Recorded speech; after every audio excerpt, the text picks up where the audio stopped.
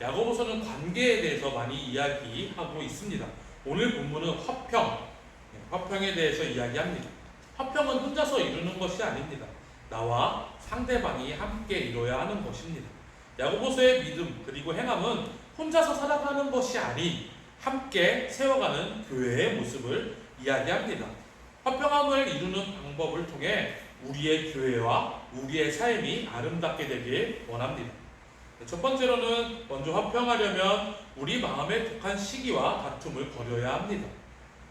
가정에서, 직장에서, 교회에서 독한 시기와 다툼이 일어날 때가 있습니다. 이것은 땅 위의 것이요 정욕의 것이요 귀신의 것이라고 오늘 말씀은 이야기하고 있습니다. 누가 시기하고 누가 다툽니까? 불만족하고 있는 사람들이, 불평하는 사람들이 이러한 모습, 이러한 문제를 일으킵니다. 불만족의 반대의 말은, 불평의 반대의 말은 감사입니다. 우리 삶의 모든 일에는 감사할 수 있습니다. 그런가 하면 모든 일에 또한 불평할 수 있습니다. 시기와 다툼은 혼자서 할 수 없습니다. 타인에 대한 마음에 비롯하여 나타나는 현상입니다. 우리 가족 안에서 살펴봐도요, 100% 만족하고 살아가는 가정은 없습니다. 그것은 직장도, 사회도, 심지어는 교회도 마찬가지입니다. 그렇다고 해서 우리가 시기, 다툼을 용인해서는 안 됩니다. 지혜와 총명이 있는 자는 선행으로 지혜의 온유함으로 그 행함을 보일지니라 라고 말합니다. 마태복음 7장 12절을 제가 읽어드리도록 하겠습니다.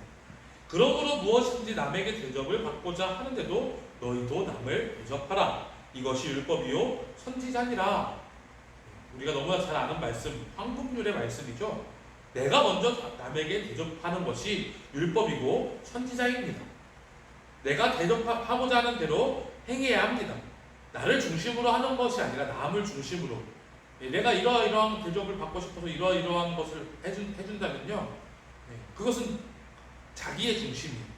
근데 내가 대접받고자 하는 부분이 있을 수 있어요. 근데 상대방을 생각해보면 상대방도 원하는 부분이 있을 겁니다. 우리의 모양은 다 달라서요, 우리의 생각은 다 달라서 상대방의 입장에서 생각해보고 상대방을 중심으로 생각하고 대접을 해야 합니다. 다시 한번 읽어드리면, 그러므로 무엇인지 남에게 대접을 받고자 하는 대로 너희도 남을 대접하라. 남에게 대접을 받고자 하는 대로, 남이 나에게 좋은 것을 해주려면요, 남도 나에게 내가 어떤 것을 좋아하는지, 어떤 것을 원해하는지 그것을 알아야 합니다. 그것을 민감하게 지켜봐야 합니다. 그렇다면 반대로 나도 남을 대접할 때 그러한 마음으로, 상대방이 이것을 원하겠구나, 상대방이 이것이 필요하구나, 그러한 것을 깨달아 알아서 그러한 것을 민감하게 반응해서 나아가야 합니다. 우리는 위로부터 나는 지혜를 취해야 합니다. 17절을 함께 읽도록 하겠습니다. 오늘 본문의 17절 함께 읽겠습니다. 시작. 오직 위로부터 난 지혜는 첫째 성결하고, 다음에 화평하고, 관용하고, 양순하며 긍휼과 선한 열매가 가득하고 편견과 거짓이 없나니. 먼저는 성결함입니다. 내가 깨끗해야 관계를 바르게 할 수 있습니다. 내가 더럽고 나의 생활이 문란하고 내가 상대방이 보기에 거룩하지 않은데 그러한 더러운 것들이 때문에 성결하지 못한다면 시작부터 관계가 매끄러울 수가 없습니다. 다음은 화평함입니다. 성결함 다음에 화평함. 내가 잘났다고 하는 것이 아니라 함께 평안을 이루어야 하는 것입니다. 나 혼자 평안한 것이 아니라 남도 함께 평안해야 합니다. 내가 평안을 주는 사람이 되어야 하는 것입니다. 우리 기독교인들이 화평함, 이것을 취하고 가야 합니다. 우리는 구원받은 사람이기 때문에 나는 평안해요. 나는 행복해요. 그런데 그것이 세상에 나아가지 못하고 우리의 평안과 우리의 기쁨 때문에 세상과 등지고 있는 그러한 모습이 나타날 수 있습니다. 우리는 세상의 빛과 소금의 역할을 감당하는 자녀가 되어야 합니다. 그것이 화평함을 이루는 것입니다. 관용해야 합니다. 우리가 너그러운 마음이 있어야 합니다. 상대방을 대할 때 우리가 너그러워져야 할 때가 분명히 있습니다. 우리가 너그러운 마음으로 관용하고 안아줘야 합니다. 양순해야 합니다. 양순이란 말을 잘 몰라갖고 찾아보니까요, 어질고 순하다는 말입니다. 어질다, 우리가 느낌은 오지만 잘 모르겠죠. 어질다는 것은 마음이 너그럽고 착하며 슬기롭고 덕이 높다고 합니다. 우리에게 이 양순하다는 것, 어질고 순하다는 것, 저 사람은 굉장히 편한 사람이야, 좋은 사람이야, 그리고 지혜로워, 이러한 모습이 우리 안에 있어야 합니다. 긍휼과 선한 열매가 가득해야 합니다. 남을 불쌍히 여기는 마음, 긍휼히 여기는 마음. 사실은 우리가 먼저 긍휼함을 입었습니다. 예수 그리스도에게 긍휼함을 입어서, 주님에게 긍휼함을 입어서 구원받을 수 없는 우리나 구원받게 된 은혜가 있습니다. 예수님을 따라 사는 것은요, 이 긍휼함을 베풀며 그 긍휼한 모습을 우리의 안에서도 다시금 일으키는 것이 있어야 합니다. 마지막으로 편견과 거짓이 없어야 합니다.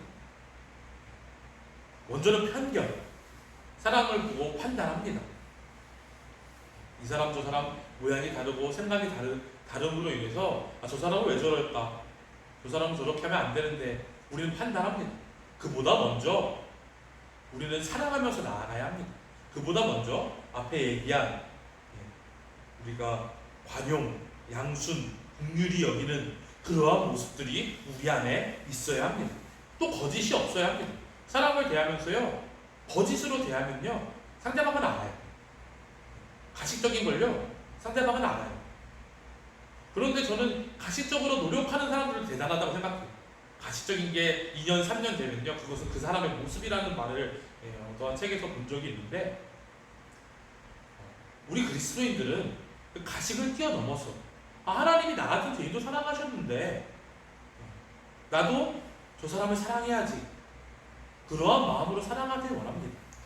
거짓 없이, 편견 없이 사랑하는 우리가 되어야 합니다. 지혜는 우리가 하나님을 경외하면서 나옵니다. 시편 111편 10절을 읽어드리면, 여호와를 경외함이 지혜의 근본이라, 그의 계명을 지키는 자는 다 훌륭한 지각을 가진 자이니 여호와를 찬양함이 영원히 계속되리로다. 잠언 9장 10절을 읽어드리며, 여호와를 경외하는 것이 지혜의 근본이요 거룩하신 자를 아는 것이 명철이니라 라고 이야기합니다. 위로부터 나는 지혜, 그것은 하나님을 경외함입니다. 근데 오늘 본문의 말씀은요, 이웃과의 관계를 설명하고 있습니다. 우리의 매일의 삶이 예배라면 하나님을 경외하는 그 경외, 우리가 주일날 모여서, 수요일날 모여서 예배하는 것으로 끝나는 것이 아니라, 위로부터 나는 지혜는 우리와 형제 자매를 사랑하는 그 사랑의 마음, 우리가 하나님을 사랑하는 그 사랑의 마음, 내가 하나님을 사랑하니 예배의 자리에, 주님을 경배하는 자리에 나오게 되는 거고, 우리의 삶 또한 그렇게 되는 것입니다. 어떠한 방법으로요? 이웃을 사랑하고 이웃을 보듬어주는 그러한 마음으로, 여호와를 경외하는 삶을 위로부터 나는 지혜, 즉 이웃 사랑을 실천하는 것이 여호와 경외의 삶입니다. 저는 성경을 한마디로 정의하자고 한다면 이렇게 정의하고 싶습니다. 바로 사랑입니다. 하나님 사랑, 이웃 사랑, 이것이 온 율법이요 선지자의 강령이라고 성경은 말씀합니다. 각 한마디는 좀 사랑하자. 우리가 서로 사랑하고, 우리가 세상을 사랑하고, 우리가 하나님을 사랑할 때 위로부터 난 지혜가 우리에게 충만히 있을 수 있습니다. 그것으로 끝나는 것이 아니라 우리는 화평에 의해 열매를 거둬야 합니다. 화평에 의해 열매를 거두는 것은 나로부터 시작되어야 합니다. 남이 화평을 이루어주는 것을 기다릴 수 없습니다. 하나님의 말씀이 이러니 상대방이 먼저 하는 것이 아니라 내가 먼저 나아가서 해야 합니다. 여러분이 가는 곳에 화평이 일어나길 바랍니다. 사람들이 여러분을 바라볼 때 평안함을 얻길 바랍니다. 우리의 관계 속에서 예배가 살아나고 하나님이 영광 받으시길 바랍니다. 우리의 행할 것은 우리의 정욕을 채우는 것이 아니라 주님께 영광 돌리는 것입니다. 주님은 자기를 십자가에 내어주심으로 우리와 관계를 회복하셨습니다. 우리도 주님처럼 십자가에 모든 것을 내어놓아야 합니다.